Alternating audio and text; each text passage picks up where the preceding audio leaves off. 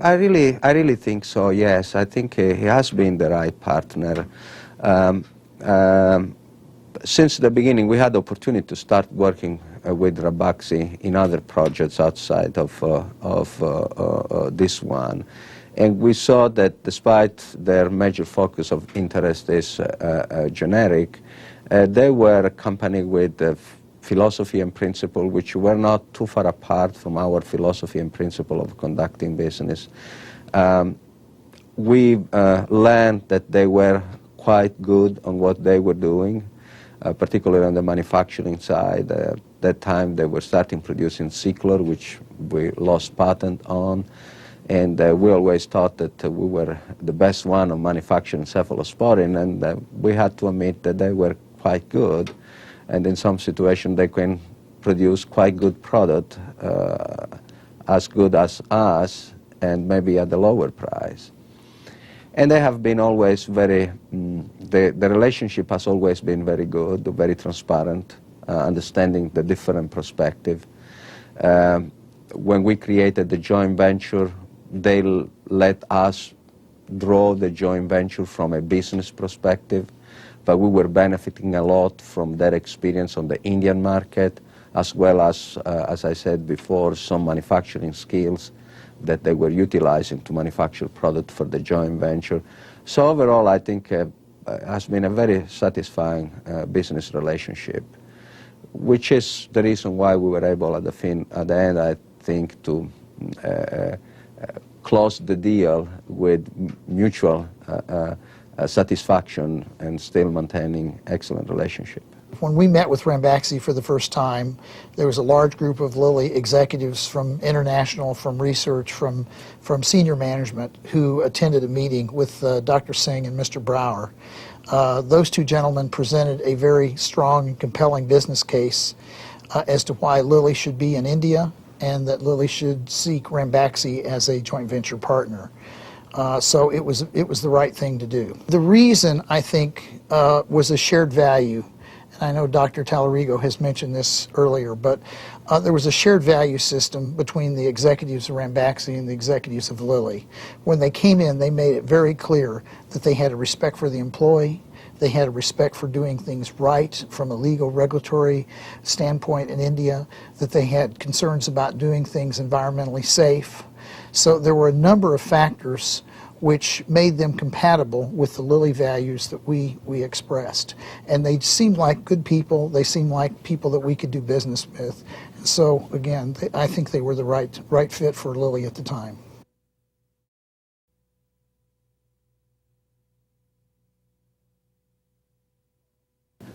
Well, obviously, when you face these things, you have to look at things from a business perspective, a return of investment perspective. I guess the real question here is that which kind of time horizon you utilize to make this decision. And one thing that drove us to this conclusion of buying our piece of joint venture back was the look that we had on India on the longer term. India's, it's a country quite big, 900 million people. But unfortunately, the GDP is not at the level that we are used in other parts of the world.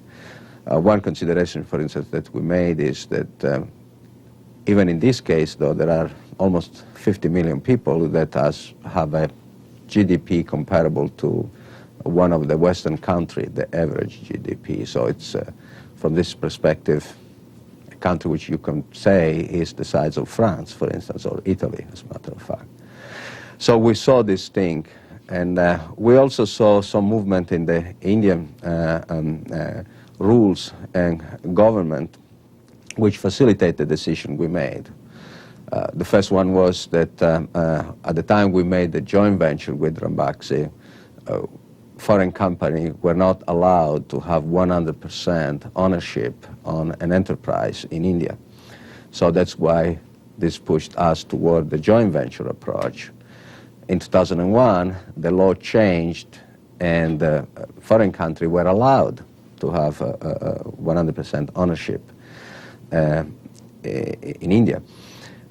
So this stimulated our interest on looking to the business in a different way, or a different perspective, if you want, and from a joint venture perspective. We signaled this reflection that we had to Ranbaxy, and Ranbaxy showed some interest on evaluating this new perspective. So if you ask me the question, what made you going toward this kind of decision, and probably the best thing is timing. The time was right, both for us and for our partner, and an evaluation, a positive evaluation on the future evolution of the business climate and business opportunity in India. That's what really drove the decision at that point in time.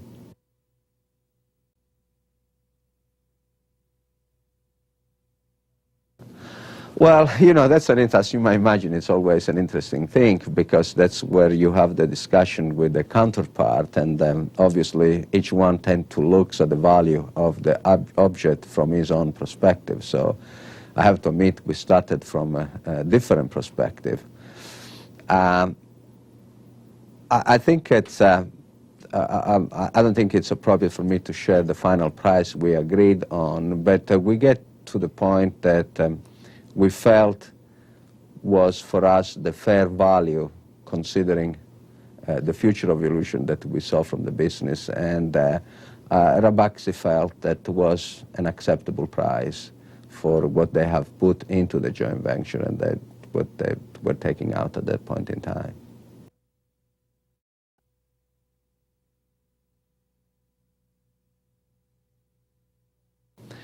Well, definitely we made a bet at that point in time, and what we were betting on was what I just was mentioning before, the evolution of the market in a positive way, both from a pure market perspective, the increase on GDP, and the market perspective becoming bigger, as well as we were also betting on the fact that India at that time was showing initial sign of commitment to intellectual property right.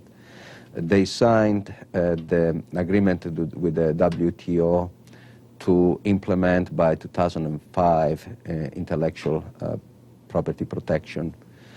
At that point in time, a lot of people, including us, were asking ourselves, is this going to happen or not? We see that they are walking along that direction. We just received a few months ago a marketing right for one of our products, Cialis, which is a step starting recognizing intellectual property right.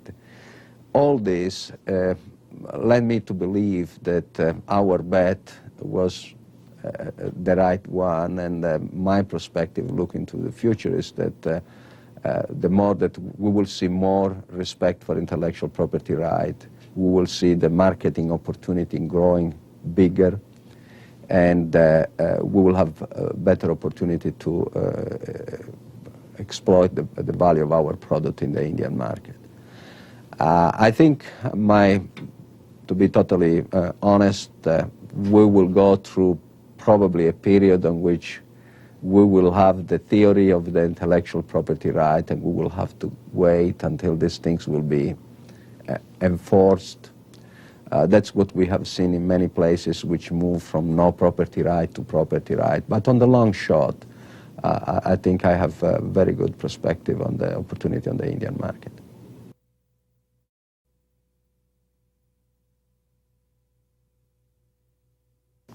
The future of India, I think the future of India will be really fantastic once the intellectual property laws in India are stabilized. Once companies know that they can come in and have their products protected by intellectual property laws, then I think the market will grow and develop even further. I think that companies need the assurance that after they've made hundreds of $millions of investment in research and development, when they come into a market and they begin to develop the market with a sales force, with contacts with doctors, with healthcare authorities, with regulatory authorities, that those efforts will be rewarded. And also, I think the economy of India, as we look out not just 5 years from now, but 10 and 15 and 20 years from now, the economy of India will be growing. India has a fantastic educational system. They have very hardworking, talented people. And I think over time, India will become a great economy.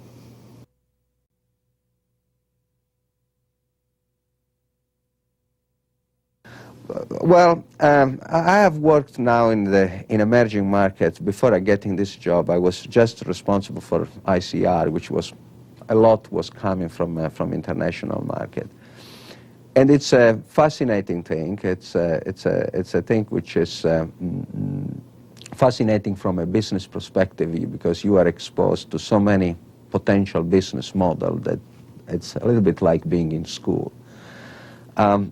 Your question is, what do they, how do you develop strategy looking to the developing market? And I don't know if there is a straight answer for these things. Maybe I can provide or share with you some of the things I have gone through and some of the feeling I had looking to this thing. When you look to the emerging market, you need to have a broader look to the specific country than just your business sector perspective. At the end of the story, you have to look to the economy of the country and the economy and politics, and political evolution in the country. Because in most of the business you are in, and certainly in pharmaceutical, the ability for you to sell your product is strictly related to the ability of your customer to buy it. So you have to keep this kind of perspective in mind. And you also need to be ready to look for a long-term kind of view, unless you want to really be opportunistic, but in that way you don't build your business, you just do one-off deal. But if you want to build your presence, build your business, you need to be able to envision what the country will be 5 years from now, 10 years from now, 25 years from now. And stay the course, decide what your strategy is and stay with the course that you have chosen, even though when you are going to go through a difficult moment on which the financial is not going necessarily in the way that you were hoping.